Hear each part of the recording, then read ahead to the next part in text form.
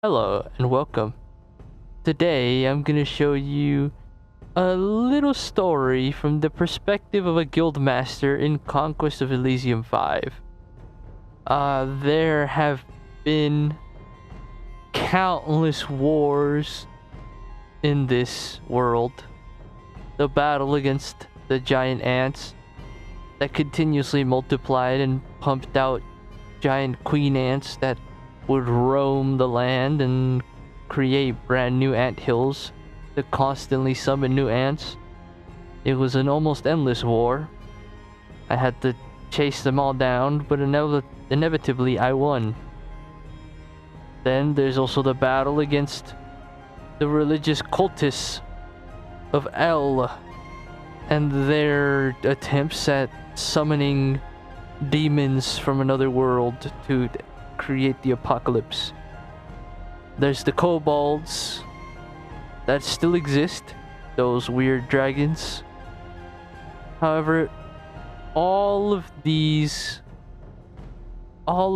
things are irrelevant for this video. In this video, we will focus on a truly horrific foe, a vampire lord. He hid in a small fortress in the north with his furry lover that would constantly regenerate. No matter how many armies I threw at him, he took them all down. At first, he had small foot soldiers helping him defend. But after relentless attacks, all that was left was the vampire lord and his werewolf lover. And despite being constantly bombarded with arrows and getting stabbed and getting electrocuted and getting boulders shot at him, I couldn't defeat him. It took me hours, and in those hours I had to fend off attacks from the Baron and the kobolds. The kobolds would send storm dragons, plague dragons, lightning kobolds, and fire kobolds, infesting the mines, creating nests so that they could grow and fester and corrupt the beautiful land of Elysium. But I did not falter as I fended all those. The only foe that had my full attention was that goddamn vampire lord. At first, my attempts at taking him down were just to wait and see if gangs of bandits that I had under contract would run into his fortress and take him down. But no matter how big their forces, they would always die. A force of 30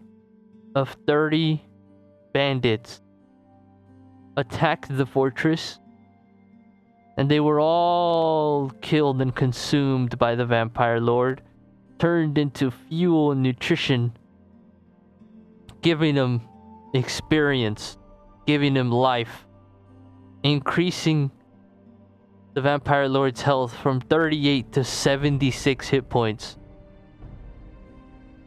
It was a truly foolish battle. I lost many good men. I even attacked with an elite force of heavy infantry, crossbowmen, some ballistas, and a catapult that easily wiped out their vampire lord's werewolf lover. But the vampire lord still stood. And as the attacks continued, the vampire lord would just spam absorb, and slowly turned all of my troops into fuel, into power. And so I plotted. Slowly, over the course of 6 hours, I fought viciously, gaining more territory. I fought off griffins. I fought off dragons. I even fought off the horsemen of the plague that was summoned by the forces of El. All so that I can slowly accumulate an army powerful enough to finally subjugate that dang vampire lord in the north. And through all of it, there was still an ant, a giant ant in existence, not under my control. And as I was too busy focusing on the kobolds and the dragon lord, the vampire lord grew stronger. With every gang of bandits or every small army or even explorer that accidentally got too close to the vampire lord, it grew stronger. In the meantime, I prepared massive armies of witches, sorcerers, and wizards around the world and trained them so that they could unlock better spells. The forces closest to the vampire lord swelled.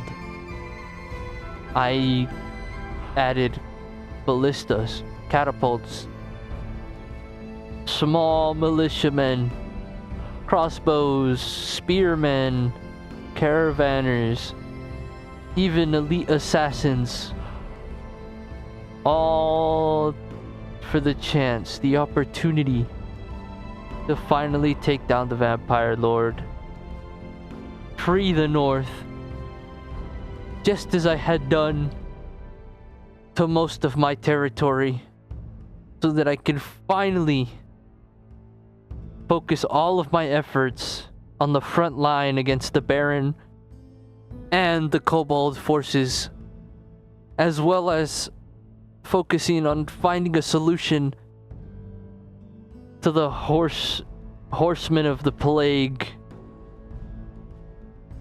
that would constantly roam the land, killing any that it encountered, and even those that survived by fleeing would die slow, painful deaths from all of the diseases that the horsemen of the plague would bring upon whoever was in his vicinity. And after finally amassing an army strong enough, I set my plan in motion. I sent my captain with his elite soldiers up and towards the fortress, all for one last battle to end the vampire lord's reign. And it is something truly wonderful that you all must see. Here you go. The last couple of seconds where I truly did not believe it would be possible to defeat him.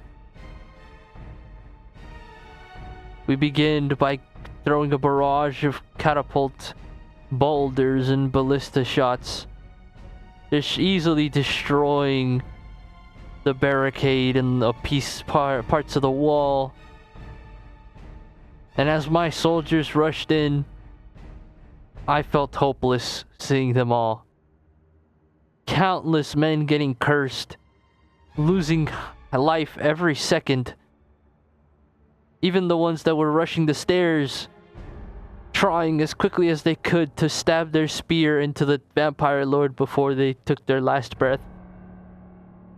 Even as he was getting blasted by 1,000 rocks and ballista shots, it still lived. And I panicked. I thought that I was gonna lose here again. This would be a loss of 200 soldiers. But slowly I began to see hope. Every second the damage we were doing was slowly outcompeting the amount of health the vampire lord could heal.